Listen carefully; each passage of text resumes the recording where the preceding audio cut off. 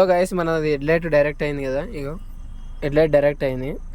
ఇది కాంబినేషను, ఇది ప్రాబ్లం ఉందని మనం కొత్త తెచ్చినాము. ఒక్క నిమిషం చూపిస్తాం మీకు.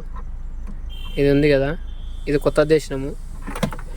దీని ప్రాబ్లం ఉండి మనం ఆన్ చేయక ముందుకే డైరెక్ట్ అయిపోయి లైట్ డైరెక్ట్ అయిపోయి నాకు బ్యాటరీ డౌన్ అయిపోతుంది. ఇక చూడండి, ఆన్ చేసిన డైరెక్ట్ అయిపోయింది. Blue colour symbol, IB symbol. ఇది మనం కొత్తది తెప్పించినాం. ఒకరు వేరే చూద్దాము.